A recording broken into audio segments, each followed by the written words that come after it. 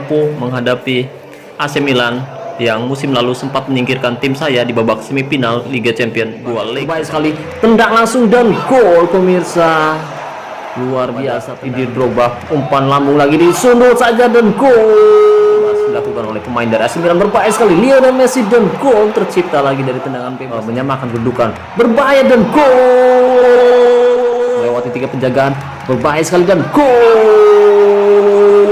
Bagus sekali, tendang langsung dan gol. Waktu yang tersisa FC Buteng berhasil mengalahkan AC Milan dengan skor tipis 4-3 di kandang lawan. Halo guys, assalamualaikum, selamat datang kembali di NN Top 11 Channel. Apa kabar semuanya? Hari ini kita sudah berada di hari ketiga awal musim, dan hari ini saya akan berbagi pengalaman bagaimana cara saya mendapatkan pemain yang bagus dari Akademi Remaja. Oke, tapi sebelum lanjut, buat teman-teman yang belum mendukung channel ini, jika berkenan, kamu bisa klik tombol like, subscribe, dan aktifkan juga notifikasinya agar teman-teman selalu tahu update terbaru dari NN Top 11 Channel.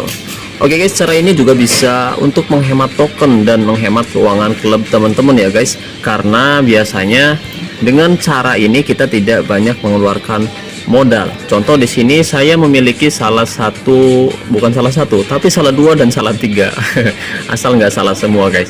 Di sini saya memiliki beberapa pemain bintang yang saya latih secara individu, yaitu Drogba, Hajar, Werner. Dan musim ini saya juga mendatangkan pemain dari Akademi Remaja. Total ada 4 pemain yang saya datangkan, tapi beberapa pemain yang saya masukkan ke dalam tim inti dan beberapa pemain lain juga saya cadangkan.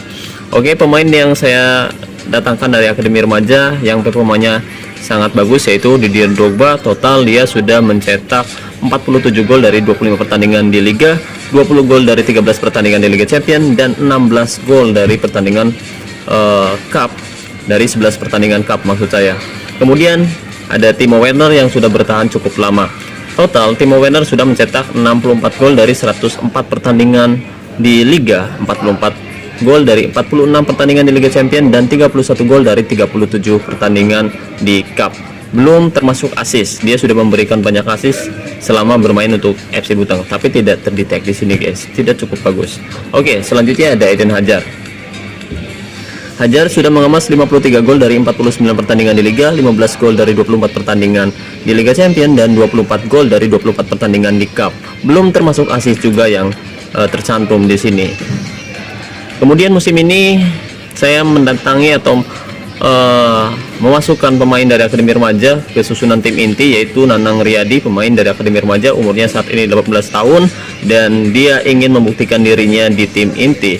Pemain yang tinggi badannya 200 cm ini akan menjadi penjaga gawang utama saya di beberapa musim ke depan, karena ini adalah investasi jangka panjang dan saya juga berencana untuk melatihnya secara individu musim depan. Musim ini saya membiarkan kualitas mutunya tetap di angka 73%-an atau setara bintang 4, dan mungkin akan naik jika saya melatihnya setiap hari secara tim. Kemudian saya juga memasukkan Jainal Windu dengan kedua kakinya yang bagus untuk menendang di posisi bek kiri. Pemain ini juga saya datangkan dari Akademi Remaja dan ingin membuktikan dirinya di tim inti.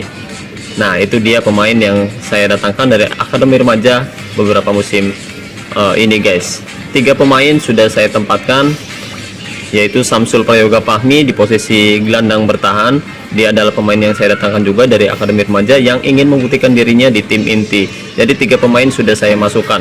3 pemain lainnya sudah masuk lebih dulu di musim lalu, dan hari ini saya akan membahas bagaimana cara saya mendapatkan pemain yang bagus dari Akademi Remaja untuk menghemat keuangan klub, untuk menghemat token. Jadi ini cukup penting buat teman-teman yang bermain Top 11 secara gratisan seperti saya. Sebelum kita merekrut pemain dari Akademi Remaja, pastikan kamu tahu betul pemain mana yang akan kamu rekrut. Contoh, musim lalu saya membutuhkan pemain tengah dan saya mencari pemain di posisi tengah musim itu juga guys, yaitu posisi MC. Dan hari ini posisi MC telah tiba di pusat talenta muda. Ada 3 pemain yang bisa saya rekrut. Kita bisa merekrut 3 pemain sekaligus, tapi saya akan merekrut 1 pemain di posisi MC saja guys, yaitu pemain yang saya rasa adalah pemain yang sangat bagus. Oke, ada 3 pilihan. Pilihan pertama, kita bisa merekrut pemain secara gratis. Pilihan kedua, kita bisa merekrut pemain dengan harga 3 token. Dan pemain ketiga, kita bisa merekrut dengan harga 4 token. Ada 3 pilihan. Kita bisa memilih salah satunya. Jika teman-teman tidak memiliki banyak token, kamu bisa merekrut yang gratis, tapi kualitasnya biasa. Nah, ada yang harganya 3 token. Biasanya kualitasnya baik. Nah, ada yang harganya 4 token. Biasanya kualitasnya sangat baik. Jadi semakin tinggi harganya semakin bagus performanya. Jadi kita bisa rekrut pemain yang harganya cukup tinggi, yaitu 4 token. Lumayan daripada kita kejar-kejar pemain di lelang, rusuh sama manajer-manajer lain yang punya banyak token. Mendingan kita menghemat token dan keuangan klub dengan merekrut dan memainkan pemain dari akademi remaja, guys. Kita bisa cek satu persatu. Jika teman-teman tidak memiliki banyak token, kamu bisa merekrut pemain termurah. Tapi saya sarankan kamu rekrut pemain dengan harga token tertinggi, karena biasanya kualitasnya sangat baik. Oke, kita cek terlebih dahulu pemain yang harganya 4 token, guys. Di sini tinggi badannya 185 cm dengan kaki kanannya yang bagus untuk menendang. Kemudian satu lagi, Ari Kepau, tinggi badannya 189 cm dengan kaki kanannya untuk menendang. Dan satu lagi pemain yang harganya 3 token, kaki kirinya yang bagus untuk menendang. Nah, saya akan merekrut pemain yang harganya 4 token karena biasanya kualitasnya cukup bagus. Kita tidak peduli dengan kualitas mutu saat ini, meskipun pemain free kualitas mutunya 61,8% atau lebih tinggi daripada pemain yang harganya cukup mahal, yaitu 59,5%.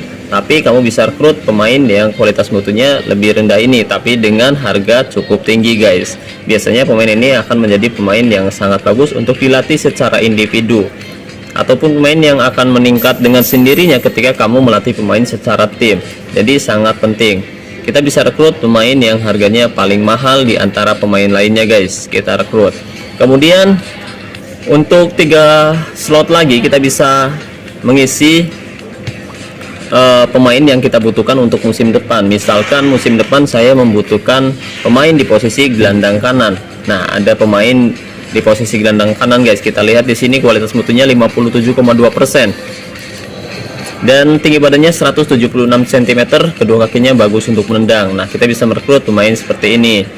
Selanjutnya, di musim depan kita membutuhkan penjaga gawang. Oke, kita membutuhkan penjaga gawang. Tapi kita lihat di sini untuk tinggi badannya 184 cm dan kaki kanannya yang bagus untuk menendang. Jadi, karena musim ini saya baru menandatangani kontrak pertama untuk penjaga gawang dari akademi remaja, saya akan mencari pemain lain, guys. Nah, pemain yang lainnya yaitu pemain di posisi back kiri, guys. Di sini kita lihat mutunya 63,1% dengan posisi back kiri. Umurnya 17 tahun, tinggi badannya 192 cm dengan kedua kakinya yang bagus untuk menendang, guys. Nah, kita bisa rekrut pemain seperti ini, guys. Oke, 3 pemain sudah direkrut. Dan yang terakhir, pemain mana yang akan kita rekrut? Pemain, karena kita sudah mendatangkan posisi back tengah, gelandang, maksud saya gelandang tengah, gelandang kanan, dan back kiri. Jadi kita akan rekrut pemain yang gratis saja, guys. Buat apa? Buat kita jual di musim depan. Nah, saya akan merekrut pemain gratisan di posisi penjaga gawang. Jadi untuk menambah keuangan klub musim depan. Setelah dia ditandatangani kontrak, kita bisa langsung menjualnya, karena biasanya pemain muda itu akan cepat laku, guys. Oke, guys, seperti itulah cara saya merekrut pemain dari akademi remaja. Mudah-mudahan pembahasan kali ini bermanfaat. Sebentar lagi akan ada pertandingan antara FC Butong versus Tersanjung FC, 27 menit waktunya. Jadi terima kasih banyak buat teman-teman yang sudah menonton video ini sampai selesai, dan terima kasih banyak atas doa dan dukungannya. Saya ucapkan wassalamualaikum warahmatullahi wabarakatuh. Salam olahraga, salam Top 11 Indonesia.